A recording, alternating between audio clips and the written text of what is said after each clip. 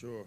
First of all, always excited to have you guys here and join us each week. A little bit about, really excited about last week's outcome in terms of this team has continued to practice the right way. And every week we go out, I say this, that this team is a little different than any team I've coached. And I want to make sure I emphasize how proud I am about the way they've, the mindset of this team. I think they understand how important it is that we continue to stay focused on the process as well as the progress. And when you make small changes, they typically add up to big shifts. And I saw that, as I said Saturday, I saw our team grow up right before our eyes, and I saw the younger players, and I saw some of these guys that have had a tough go the last few weeks grow up. And that's what you want to see, incremental improvement every game.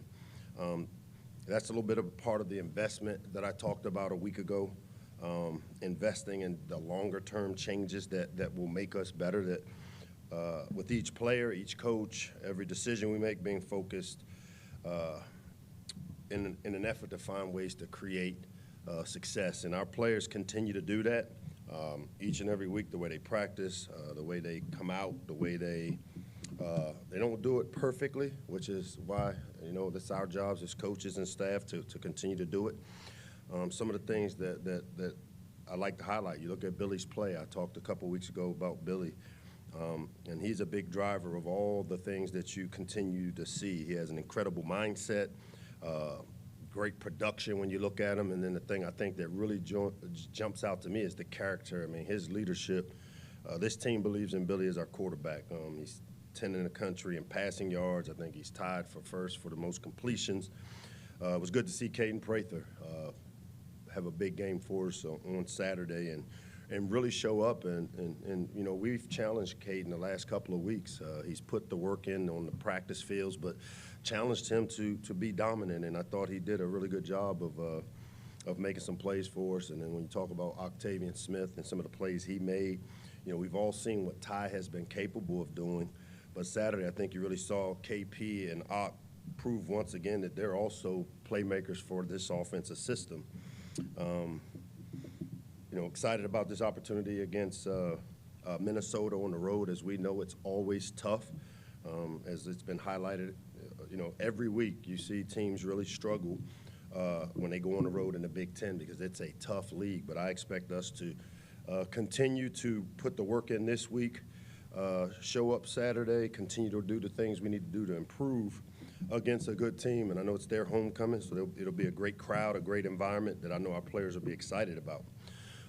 I'll end by talking a little bit about, I know there have been a lot of people that ask about these hoodies and the throwbacks in the last few months. And, well, it's now time. It's time for us to release these, and Maryland Athletics and Under Armour in conjunction with the One Maryland Collective are going to release these throwback hoodies. Finally, it's great that the timing of it couldn't be at a better time. The gear is exclusive to the One Maryland Collective. People that join it will have an opportunity. I know it's limited.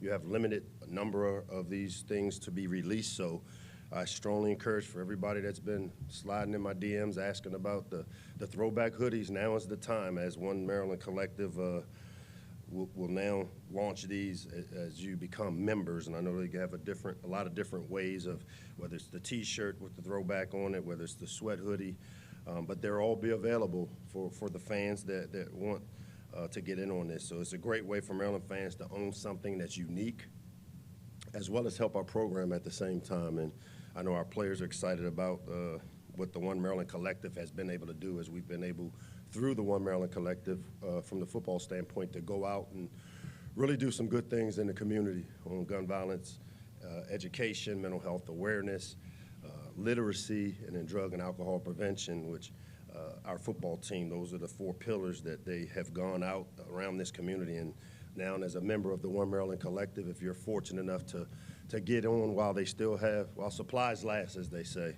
So jump on it early. Our captains for this week, Josh Kaltenberger, Tajay Johnson, and Roman Hemby will serve as our game captains as we go up to Minneapolis this week. With that, I'll open up the questions. Good afternoon, Mike. Dave, are you guys closer to me than normal? I think we shift around. It's like the San Andreas fault. Right? Yeah, yes. you guys want to get in line for these sweatshirts, huh? In theory.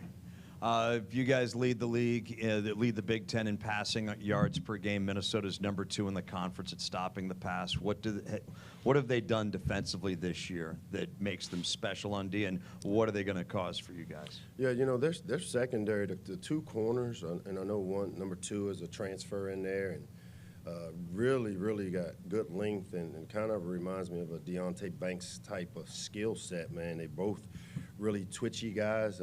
You know, their scheme, they know who they want to be. They're going to be a under team, field under. They play man. They play middle field close coverages, as well as some split safety coverages. You know, both those guys are really talented man-to-man cover guys, and when you watch them, they play man against all the teams, SC, North Carolina.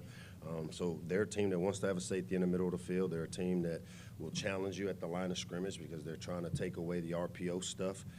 Really sound on defense. I think they're a top 10 defense, man, and they have been year in and year out, really consistent with their scheme. They're big up front. They got great length, athletic, and like I said, their corners have the ability to kind of play man, which allows them to load that box up to stop the run.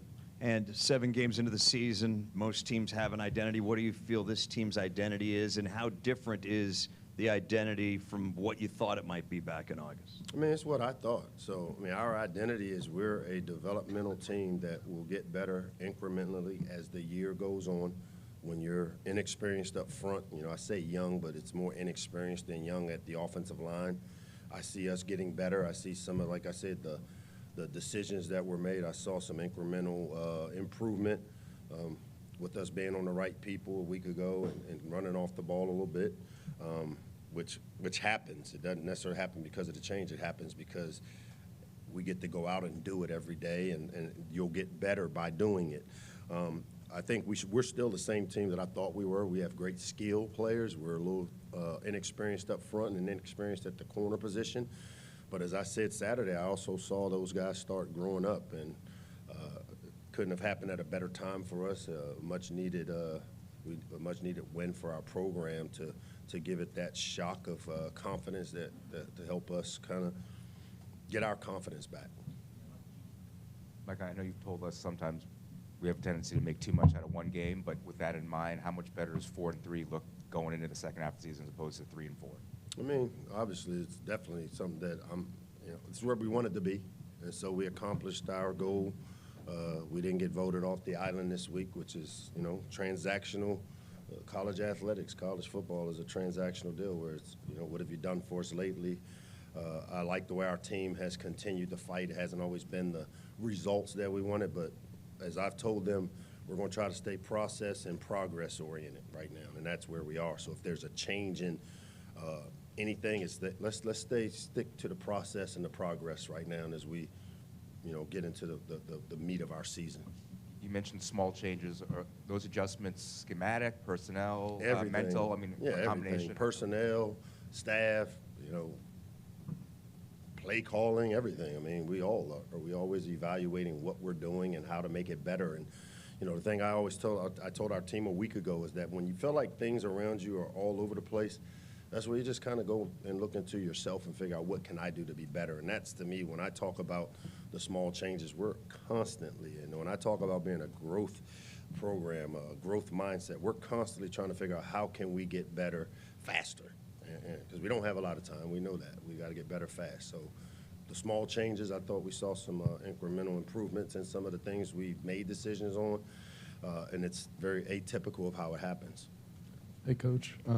Cam Edge transferred this week. I wanted to ask you kind of, from your perspective, working with the quarterback so closely and in the modern day of college football, how difficult is it to get a really good just backup quarterback that stays around? I mean, it seems like it's sparring every year, or sparse in every year. It seems sparse here or all over the country? Oh, yeah. I mean, it's tough, but we've had a backup quarterback. Billy Edwards been here for year 3, and, you know, it's just a matter of, and this is the great thing about what the new landscape looks like, because I have no problem with the decision that has been made.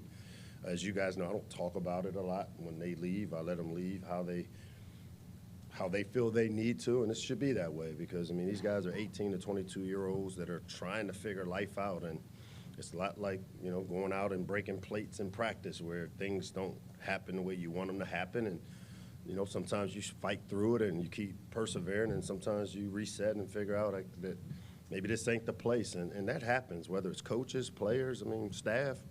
You know, when you're a program like ours where we're constantly in the growth mindset deal, everybody's looking for how can I create value, not just for the team, but for myself. And so some of the decisions are made, but it's the landscape. So got no problem with that. And then can you just explain like what a backup quarterback's role is, whether it's through the week on game day? What do you, especially now with guys coming cycling in at multiple schools, what does it look like on a Kind of looks like basis? what a student reporter looks like with a professional reporter. No, I'm not, man. You're learning. You're here learning, and you got guys behind you that have been doing it a while. And it's very similar. You wait your turn, you get better at it, you write your stories, you prepare yourself as if you're working for the job you want, which you do a great job of. And, you know, that's what a backup quarterback does. He prepares for the opportunity that isn't guaranteed, that you aren't guaranteed to get. And that's not always how this generation, that's why I said the landscape of college athletics is different, because they do have this ability. And I'm all for it, you know, because, again, I'm of the opinion that if a guy doesn't feel like this place is the best place for him, go find that place that fits what you're looking for. And you know what? Sometimes you make mistakes. Sometimes guys decide after a while, like, hey. And so it's a good thing, and it's one that I have no problem with. As Gene mentioned, that you're 4-3 instead of 3-4. How important is it to maintain that momentum before you head into the second bye, and particularly the November stretch? I ain't worried about all that. I'm worried about this next game. So as far as the stretch, the all that, this next one is the most important, and it's kind of been how we've approached it. The progress, that we need to make is, let's build on some of the things we did well. I think I talked to you guys about wisdom a week ago. That's the negative and positive experience you have that allow you to make good choices now. And so the wisdom that we've gained from the first half of the season, it's up to me to make sure that we take those things that we've learned, apply them to help us find a way to go up to Minneapolis and get a win. All the rest of that doesn't matter. The only thing that matters to us right now is what happens when we go to Minnesota. Hey, Coach. I talked to Ryan Davis a couple of weeks ago, and To who? Ryan Davis. Okay. And he kind of mentioned me the importance of the system you have in place, where it's kind of a marriage between strength and conditioning and also the on-the-field work, something that he hasn't necessarily. It hasn't been the case for him for his previous stops. Why do you feel it's so important to kind of have that marriage where whatever you're doing on the field, it's matched with how you're keeping the guys conditioning-wise and strength-wise? It's, again, the philosophy of our program. Speed is important, size is important, and then we have criteria that we look for each position. And when we bring guys in, I've said this before, this generation is not a mass production. It's like these new sweatshirts that the One Maryland Collective is going to be putting out. They don't want 1,000 of, they want to be able to, we're only releasing 300 or 500, so everybody wants one of one, and I think the same thing can be said for when you bring players in, especially in this landscape. That marriage between the strength and conditioning room and the value it creates for them on the field, that marriage is natural, because if they're getting bigger, stronger, faster in the weight room, that usually translates to them making plays on the field, which usually creates value, whether it's them being able to be a starter, earn NIL dollars, or whether it's them being able to get drafted like we've had a bunch of guys do here the last few years. And that marriage is one that has to happen. It's important because we complement each other in terms of, we bring in the skill, he develops them.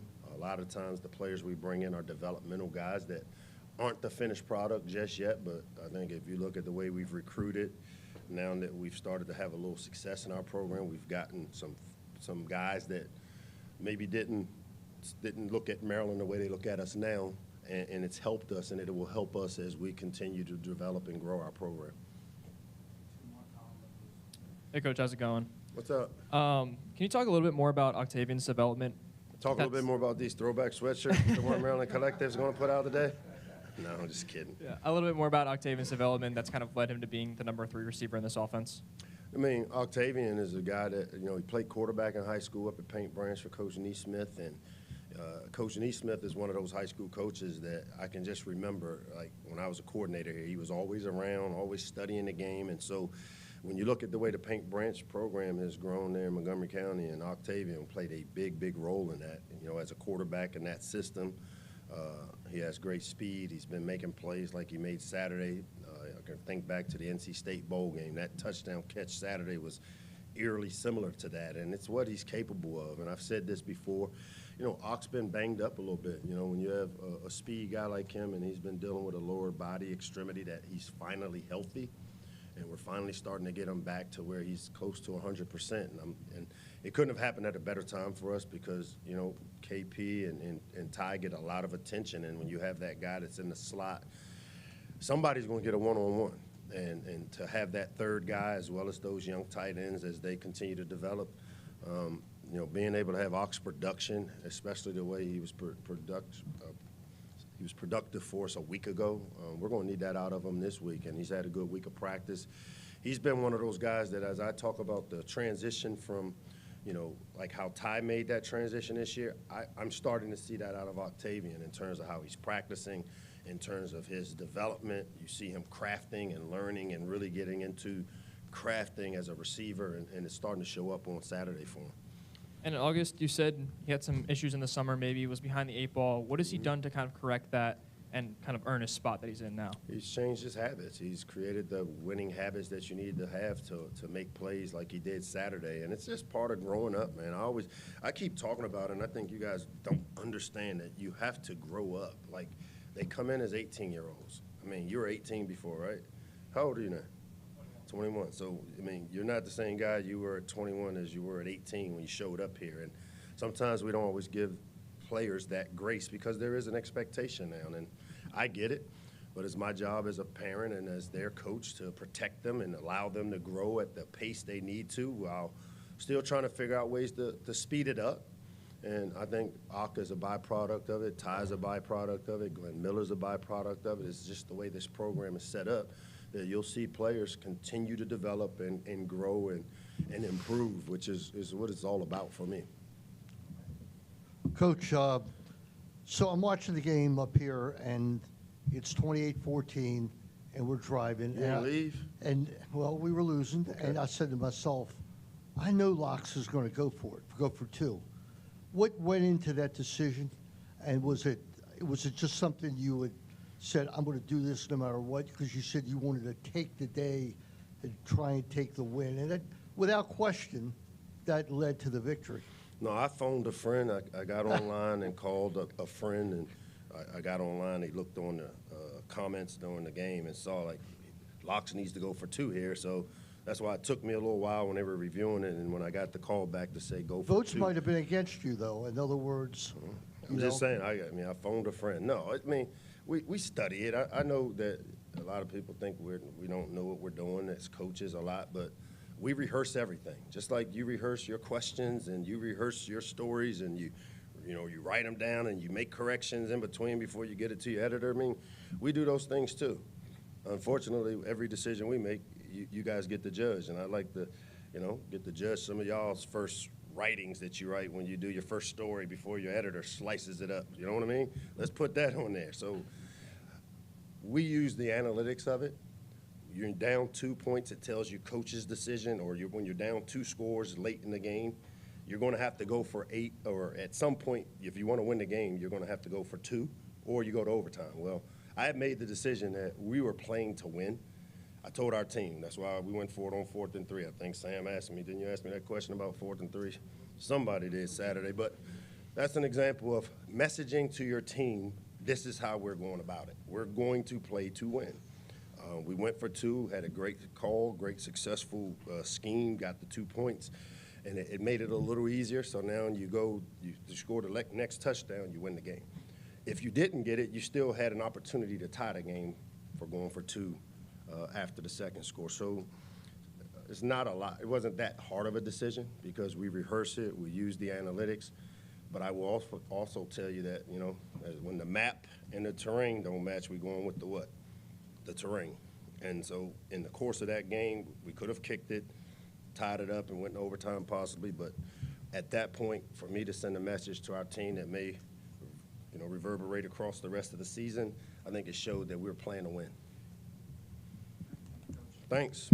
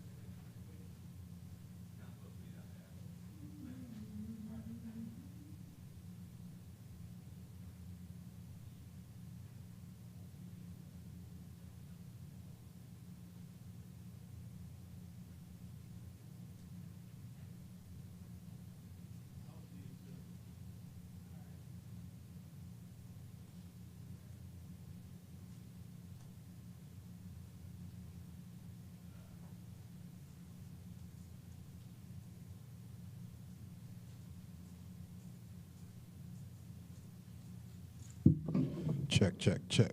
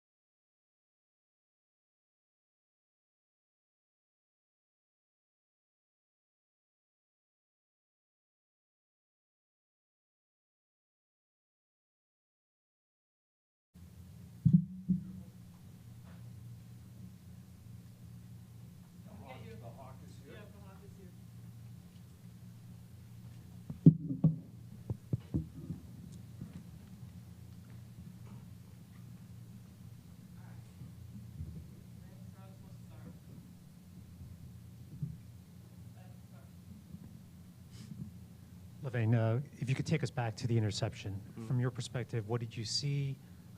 Was it something that was a schematic, or was it just you simply reading the quarterback's eyes? Well, first it was beat up Brian Williams' call, good call he put us in, and it was just me doing my job. QB was eyeing his receiver down, receiver ran the same route the whole game, and I just undercut the route. When ball's in the air, when ball's in the air, you got to catch it. So yeah, it's me doing my job. So both Mike and Donnell talked about how big of a play that was. And for you filling in for Dante, how critical is it for you to perform like that, to make an impression with your teammates and the coaches? It's all with preparation. I've been preparing with my team all week, all year, and it's just next man up. When a guy goes down, you got to step up and do the job. With Dante being out the last 2 games, how much more responsibility do you take on and off the field? Well, just like Locksley beat up, I got to be more vocal with my team in the secondary. So with him down, I just got to be the more vocal guy, more of the leader, and step up. Hey, Levan. Obviously, I know you got a chance to you got a chance to really build off that last the bowl game last year, Yeah. and Locksley kind of talked about you obviously with Glenn and Dante coming in to kind of lead that safety room. You were kind of always tabbed as that third guy to kind of fill in the rotation. Did you feel like from that bowl game last year going into this season, like you kind of felt like there was maybe a click in confidence or a click in just kind of understanding what your role, what your fit is within this defense? Yeah. Well, from that bowl game, it was more of an understanding of where I was going to be at this year. I knew I was going to be the third man still because Trader and Glenn, they're amazing, great guys. And, well, it's just I knew I had to be ready at any time because it's safeties, everyone gets banged up and physical game, and I just knew I had to be ready. So, yeah. Cool. And kind of a follow-up to that, obviously before, you got a chance to come over here from Spalding. And I know, from, way back when, but from when you were at Spalding, a lot of the Spalding, especially the defensive guys, they've always pointed to, Spalding running Maryland's defense as, reason why that kind of helps that transition process to Maryland. And kind of looking back on that, do you feel like maybe that does kind of help, just kind of that familiarity that kind of helped just kind of, ease the learning curve a little bit? Yeah, so Spalding is a very good school to be at overall. Defense-wise, very, very complex, just like here. So the little things we did at Spalding, it transferred here, and it really prepared me. Spalding prepared me for this type of thing. So yeah. Levan, the defense as a whole limited USC to only 7 points in the second half. How important is it to sort of build on that and then continue that momentum heading into Saturday against Minnesota? Preparation. It was that week. It was we put a lot of effort in that week, running to the ball, being physical, and I feel like if we do that week after week, it will show up, and you'll see on Saturdays. And then with the game against Minnesota, you have a chance to be 5-3 heading into the bye before you get into that stretch in November. Is that motivation for you guys? I wouldn't really call it motivation, but it's another game, and we got to prepare and win another game after another game and just do it over and over again. Did you talk to any of those Spalding teammates on Saturday? I know a lot of the recruits were here in the league, obviously the main one. Yeah. What was the message kind of to them, and have you gotten a chance to talk to them since Saturday? I haven't really got a chance to talk to them. Everybody swarmed the field. So, but I seen them on the field. They were happy. Everyone was excited, but I didn't really get a chance to talk to them. Their quarterback, Max Brosmer, transferred from University of New Hampshire. What have you seen on tape from him? What kind of things does he do compared to some of the other quarterbacks you guys have faced? Overall, a really good team. He's very good at passing the ball. Yeah, he's a good passer. Good with his eyes. He's a good QB overall. Defensively this season, in spots, you guys, the big play has been, an Achilles heel. How do you contain that? How do you eliminate those moving forward? Keep working in practice because a lot of things that happen in practice happens in games, and we just got to keep working in practice to limit the big plays, and that's what will happen on Saturday. Thank you, guys.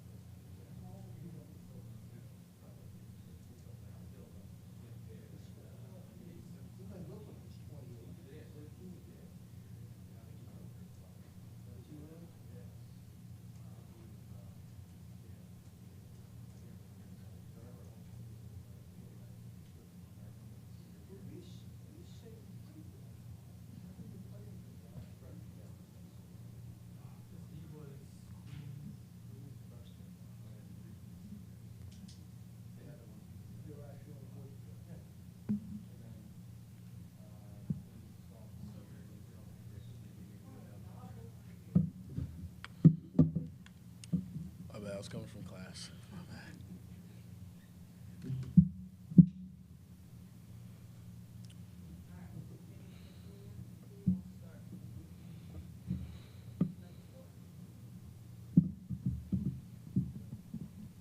My God. Hey, how you doing, man? I'm good. How are you? Good, good. Obviously, coming off game where you got a chance to set new career highs in both catches and receiving yards. Obviously, came down with the first touchdown for Maryland. So, how much of a confidence booster did you feel like that was for you for the rest of the season?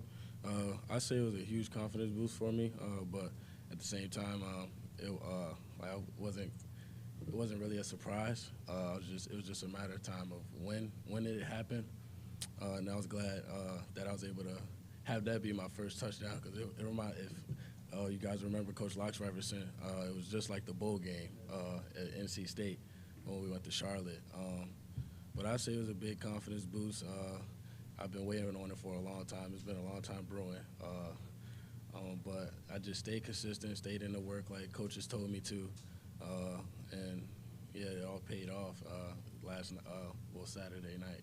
And then just kind of follow up to that, obviously, just having two veterans in the room, and Ty and KP, obviously, I've seen KP, take like Mekhi White, a freshman wide receiver, under his wing at times in practice, things like that. But just having those two veterans leading the room, and obviously you being able to lean on your experience. But how do you feel like those guys have kind of helped kind of bring you along as you kind of step up as that third piece right next to them, and helping be a role model for the rest of the young wide receivers? I say it helps out a lot. It helps me out a lot.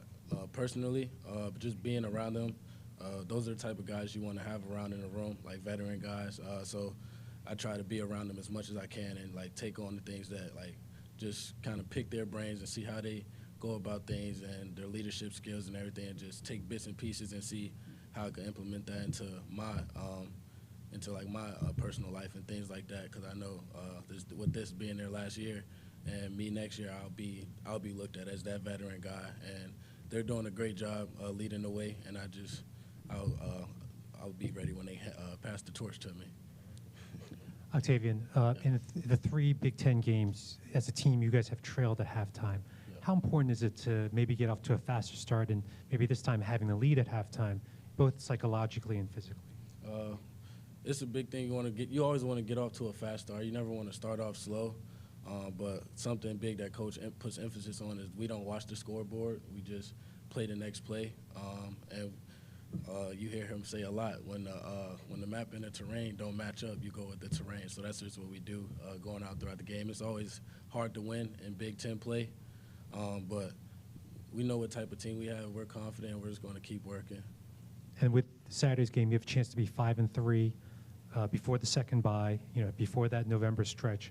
How critical is it to maybe get that, and do you use that as motivation?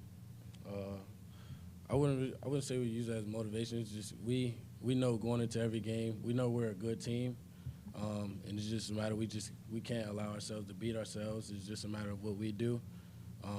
So really, we just pay attention to the next game, whatever game that may be on our schedule. That's what we put our focus into. Octavian, Billy, sorry about that, man.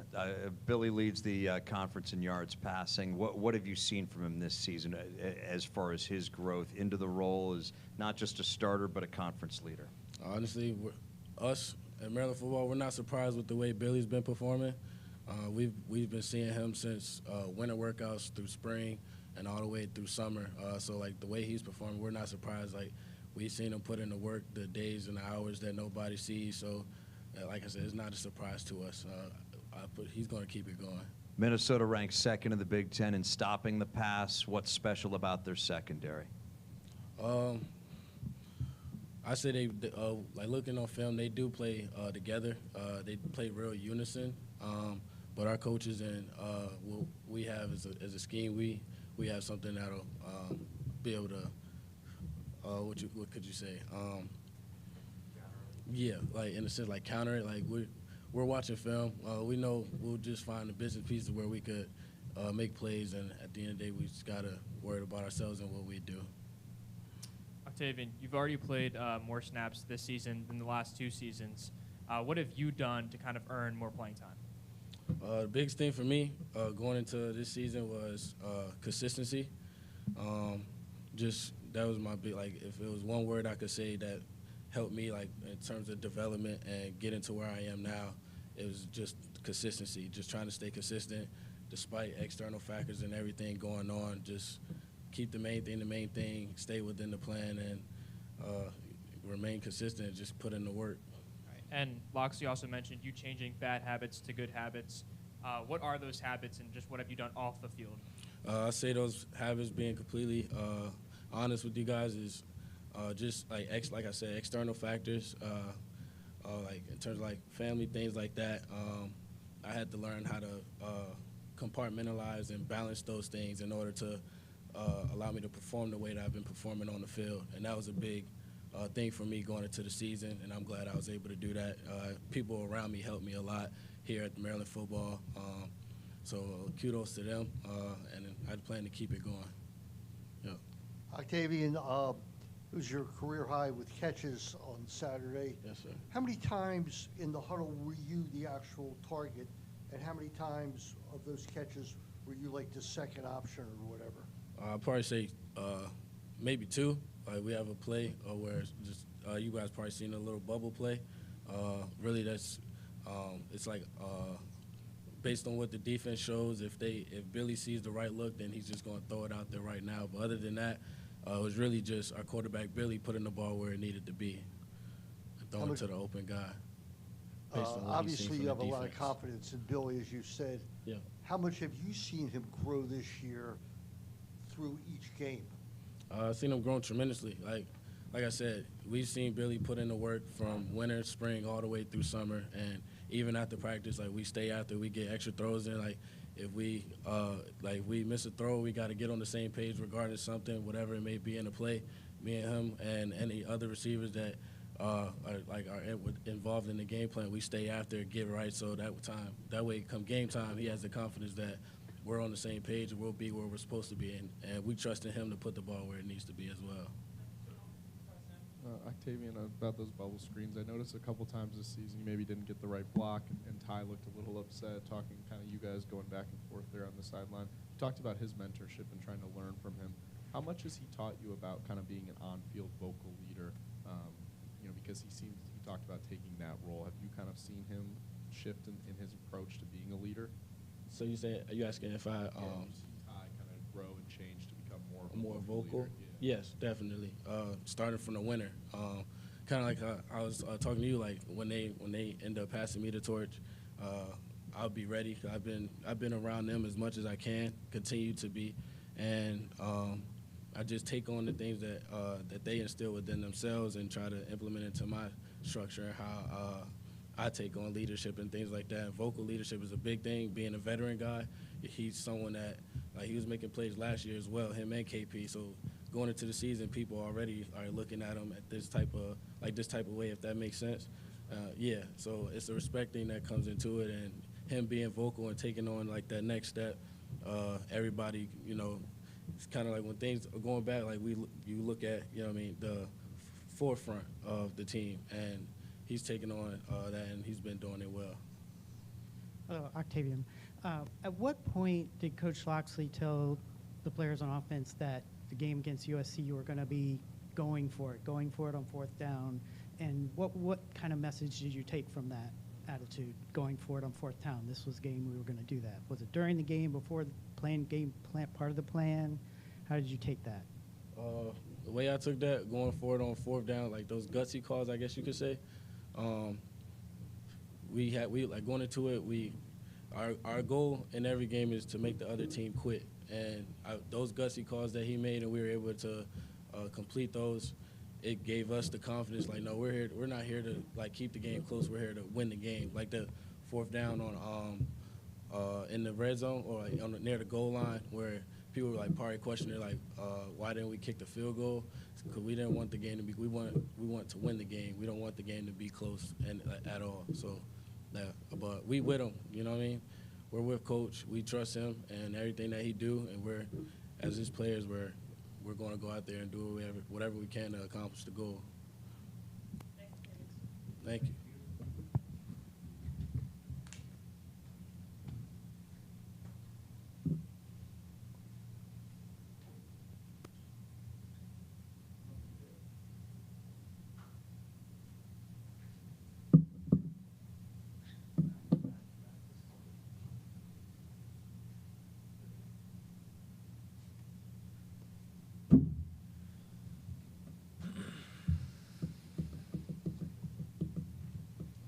Billy, Locks was telling us about having rehearsed going for two going into this game.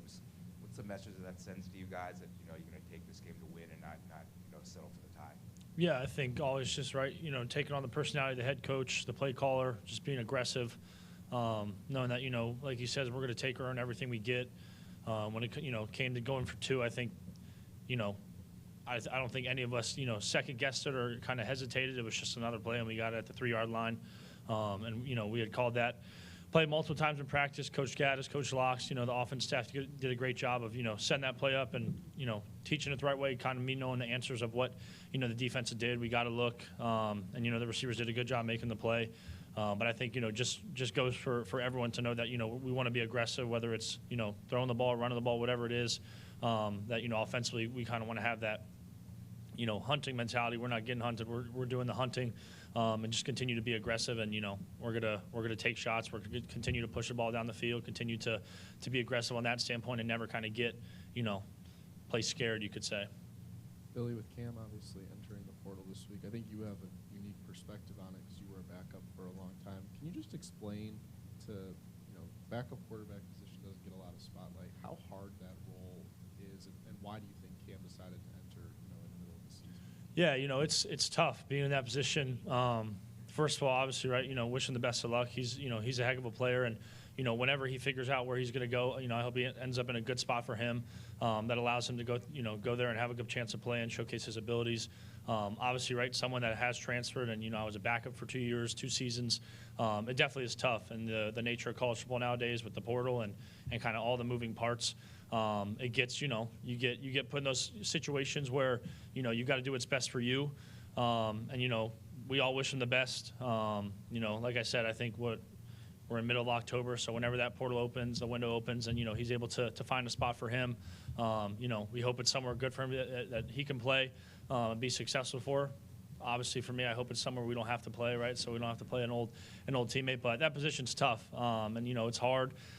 Just like the nature of it, you got to make a business decision, the best decision for you, you, yourself, your family, your party. So we wish them the best of luck. And, obviously it sucks with, doing it in the middle of the season because, we're going to miss them having around the facility. And obviously me in the quarterback room, always having someone that, I can rely on, someone that I shared a lot of similarities with and, in our career so far and experiences that we went through together. But, it's tough. That's as someone that has transferred and has seen other people transfer, right? Obviously had roommates and, close friends on the team transfer in previous years. It's part of the business. So you just got to, embrace them, love on them, wish them the best of luck, and then, you continue on your thing. What made you, because did it ever approach your mind about maybe, transferring in the 2 years here when you were a backup, and what made you decide to stay? Yeah, I don't think it ever came, I don't think it was ever a thought in my head. Obviously, right, already transferring once, coming here, knowing the opportunity that I had, whether it was, in the first year here or the third year, as I found out. But I just, I think I had a good mindset. I had a good people, a good circle in my party of just, trying to play the long game, being consistent. Whether I was playing, getting opportunities to play in the first 2 years or not, just knowing, trying to make the most of the time. Obviously, being a backup, being around really good coaches, a really good system, and being behind Talia, being able to learn a lot. So I don't think it ever crossed my mind. I think, so far it's played out, almost to a T of how I wanted it to. Knowing that, in those 2 years of not playing or not starting and, obviously getting opportunities to play, it taught me a lot that, has allowed me to have, some of the success I've had so far this year, and that'll help me, those things I learned in the 2 years being a backup, and even my freshman year at Wake Forest, I learned a lot of valuable lessons that'll help me, for the rest of my playing career. So I don't think it was ever a thought. I think, at some point, what I tell younger guys is, regardless of when you're making the decision to commit to a school at a high school or transfer, you're going to have some sort of regret, but when you make the decision and you go where you go, you have to make the best of the most of the opportunity. And obviously, when I committed to high school and, it's the landscape of it has changed a lot since I was recruited, which obviously makes it tougher on, especially, 17, 18-year-old players that have to make these decisions to commit and to transfer and things of that nature. But I think I just tried to keep the mentality of just making the most of the opportunities I was given here, which I felt like I did over the last 2 seasons, and then, put me in a good position where I could compete for the job this year and, just continue to take advantage of every opportunity I get. Billy, you currently lead the Big Ten in passing yards per game. Talia set Big Ten records while he was here. What is it about this offense that's so user-friendly, quarterback-friendly, in your opinion? Yeah, I think just the scheme, the longevity of it. Coach Locks, when I sit there and watch tape with him at night, he can pull up film of running the same plays when I was probably 5 or 6 years old. So I always joke for him. I'm like, oh, did you run this play in 1985? Like what film are we watching today? So I think just the success it's had over the years at multiple different stops, playing against, SEC, ACC, Big Ten, playing against, all sorts of types of opponents, having athletic quarterbacks, not athletic quarterbacks, having a bunch of good receivers, having, not as many skillful players. That it's just had a lot of success, and then obviously here the way we recruit skill players makes my job a lot easier to have guys that I can distribute the ball to and let them kind of do their thing and be special. It makes it a lot easier for me. So just the success it's had, and the many stops it's gone through, the trials that it's gone through, and it's battle tested, the system is. So once you kind of get the system down and the ins and outs of it, and you can know it like the back of your hand, it's pretty much successful against anything we see. Every play has a lot of answers to it, which allows the offense as a whole and myself to be successful. So I think just the longevity of it, seeing obviously my brother was in the same system when he was a quarterback at Alabama, seeing some of that stuff. I've been familiar with this terminology since I was probably like 14, 15 years old. So it's just it's fun to see it on tape for over multiple years and then get a chance to run it, and have successful plays with it.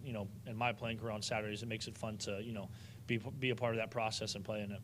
Does your brother show up on any of the plays that Coach Locks shows you? Probably not. Sorry, Kyle. More so, he's probably standing on the sideline holding like a board or something or signaling. But he's in a few. He's got a few 7-on-7 tapes from when he was at Alabama. But no, it's more so, a little bit more skillful players, and Jalen Hurts, Mac Jones, Tua.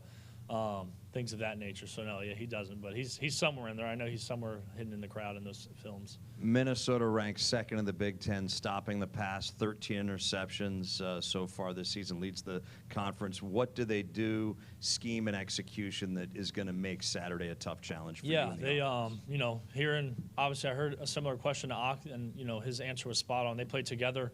Their defense, is they play all 11 in sync.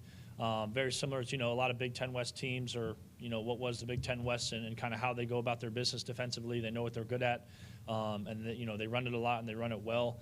And then just in the back end, they got, a young safety that's playing really good right now. They obviously have the transfer corner, number 2, who's playing really, really good football right now. And they all play in sync.